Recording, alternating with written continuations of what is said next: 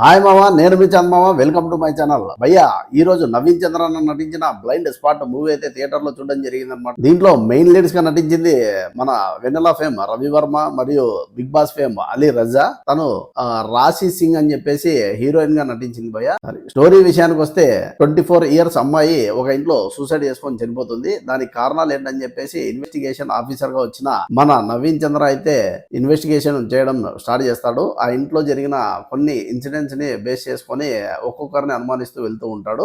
But ఆ climax వరకు twist reveal కాకుండా కొంచెం బాగానే మెయింటైన్ చేశారు భయ్య. బట్ క్లైమాక్స్ లో ఎవరు మర్డర్ చేశారో తెలుసుకొని మనకైతే నీరసం వచ్చేస్తుంది. సినిమా కూడా చాలా నీరసంగానే తెరకెక్కించారు. ఇది జస్ట్ 1.5 అవర్ మూవీనే అయినా కూడా ఎక్కడ ఎంగేజింగ్ గా లేదు. ఏదైనా నాకు నచ్చిందంటే మూవీలో ఇద్దరు చిన్నపిల్లల ఎపిసోడ్ ఉన్నాయి కదా, అవి ఒక్కటే కొంచెం బాగా నచ్చాయి. మిగతా స్టోరీ విషయానికి వస్తే నీరసించిపోయాను భయ్య. మూవీ అంతా కూడా వెళ్తా ఉంటుంది అంతే. జస్ట్ క్లైమాక్స్ ట్విస్ట్ ఒకటే రాసుకొని మన రాకేష్ వర్మ గారు తెరకెక్కించినట్టు నాకైతే అనిపించింది.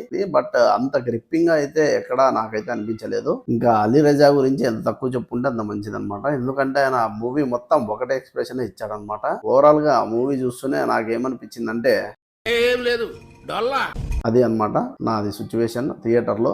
నేను వెళ్ళిన థియేటర్ కూడా మొత్తం ఖాళీగానే ఉంది భయ్య. మీరు కూడా ఈ మూవీ చూసుంటే ఎలా అనిపించిందో కింద కామెంట్ చేయండి. అలాగే నా ఛానల్ని సబ్స్క్రైబ్ చేసుకోండి. Thank you guys. Signing off మీ చంద్ మామ.